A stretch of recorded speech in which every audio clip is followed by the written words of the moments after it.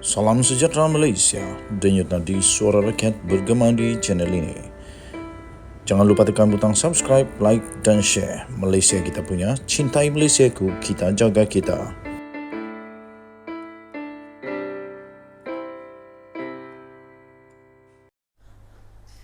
Salam sejahtera Malaysia, denyut nadi suara rakyat bergema di channel ini.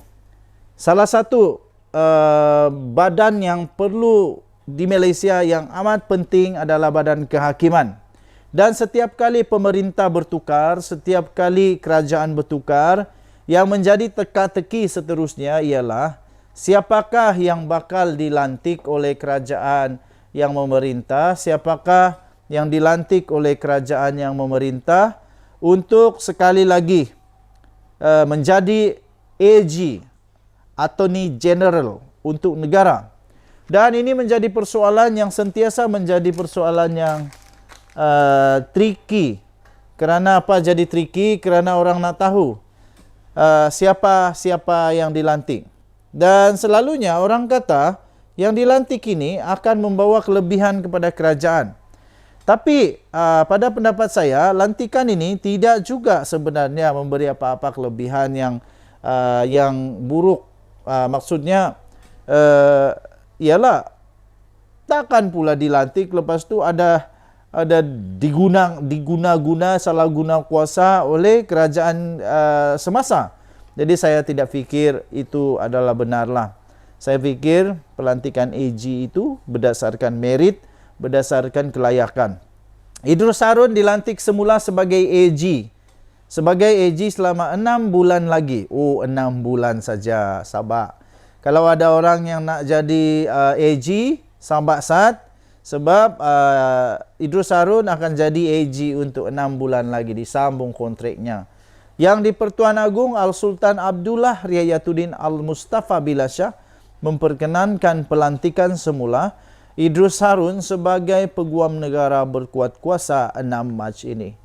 Ketua Setiausaha Negara iaitu Muhammad Zuki Ali memaklumkan bahawa Idrus akan menyandang jawatan itu untuk tempoh 6 bulan lagi.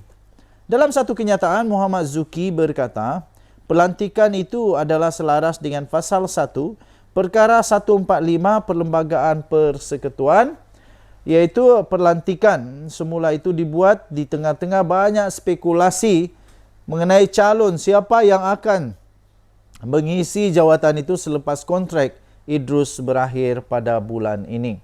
Pada bulan lalu, Perdana Menteri Anwar Ibrahim memberitahu wartawan bahawa perkara itu masih dibincangkan.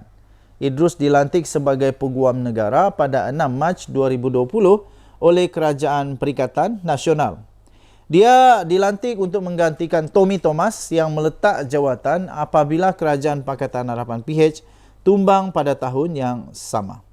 Nama lain yang sebelum ini disebut-sebut untuk menggantikan Idrus Harun ialah Ahmad Fairuz Zainul Abidin, Kamaluddin Mat Said dan juga Wan Ahmad Farid Wan Saleh. Ahmad Fairuz dan Kamaluddin sebelum ini pernah berkhidmat di Jabatan Peguam Negara sebelum dilantik sebagai hakim. Selain itu, Ahmad Fairuz juga merupakan bekas timbalan bekas timbalan pengerusi Eksekutif Suruhanjaya Security Malaysia AC. Okey, baiklah tuan-tuan dan puan-puan, kita sudah tahu, kita doakan semoga AG yang diperkenankan oleh Seri Paduka Baginda yang di Pertuan Agong ini, iaitu Idrus Harun, dapat melaksanakan tugasnya sebaik mungkin, dapat membuat keputusan yang terbaik, dan yang pasti dia mesti berlaku adil, saksama dan jujur, ikhlas dan of course ada integriti. Kita jumpa lagi. Tahniah diucapkan kepada Idrus Harun. Bye-bye. Salam sejahtera Malaysia, denyut nadi suara rakyat bergema di channel ini. Kejutan terbaru untuk seluruh rakyat Malaysia apabila disahkan seorang lagi bos besar di dalam PPBM Bersatu ditahan oleh SPRM kurang daripada beberapa minggu selepas Wan Saiful Wanjan ditahan, didakwa di mahkamah kerana meminta dan menerima rasuah. Selain daripada itu, seorang lagi orang besar bersatu juga telah ditahan, iaitu kalau tak silap berkaitan dengan sama ada dia adalah ketua bahagian atau timbalan ketua bahagian ataupun apa sajalah dia punya jawatan, tapi dia memang orang besar dalam Bersatu lah. Okey, kamu boleh komen siapa dia itu. Yang pasti dia pernah jadi model iklan lah. Baiklah, tuan-tuan dan puan-puan yang dihormati sekalian. Kali ini Bendahari Bersatu pula sah ditahan oleh SPRM dan disiasat untuk kes perbelanjaan dana parti.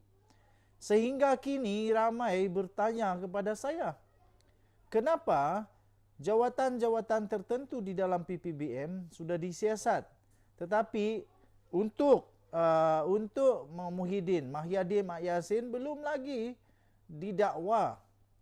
Dan ada orang komen pula dengan saya kata, sebab biar Mahyadin, Mak Yassin gemuk-gemuk dulu. Biar dia gemuk dulu, biar kumpul dulu segala bukti, segala dakwaan, baru dakwa sekali, kata komen itu. Tapi pada pendapat saya tidak adalah konspirasi sampai macam begitu. SPRM tak akan buat konspirasi begitu. Tapi kalau ia pun, apa salahnya? Kalau ia pun apa salahnya? Okey. Disahkan Bendahari Bersatu ditahan pula oleh SPRM untuk siasat kes perbelanjaan dana parti. Bendahari Bersatu iaitu Datuk Muhammad Saleh Bajuri disahkan telah ditahan oleh SPRM bagi membantu siasatan berhubung perbelanjaan parti berkenaan.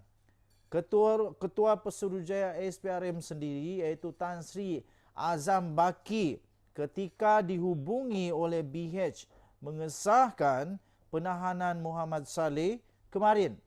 Namun tidak mengulas lebih lanjut tentang perkara itu. Bagaimanapun sumber memaklumkan pemimpin Bersatu itu ditahan ketika hadir memberikan keterangan di Ibu Pejabat SPRM di Putrajaya. Sumber yang sama berkata Muhammad Saleh kini ditahan reman selama 2 hari untuk membantu siasatan kes. Selalu saya sudah membaca perkenaan perkara SPRM menahan dan sebagainya. Selalunya kalau tak ada kes, disiasat terus balik begitu saja. Tapi kalau memang ada kes, selalu.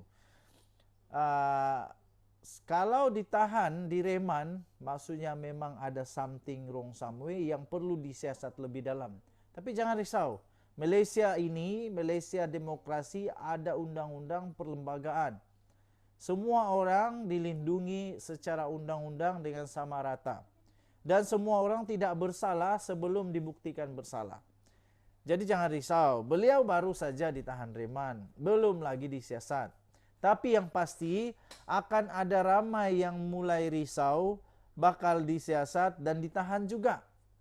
Siapa senarainya kita tunggulah nanti. Tuan-tuan dan puan-puan, dalam kenyataan sumber itu dia kata sepatutnya tempoh reman tamat pada hari ini. Namun ia dijangka akan dilanjutkan lagi untuk siasatan lebih lanjut bergantung kepada keperluan siasatan, kata sumber itu. Berdasarkan rekod ini, penahanan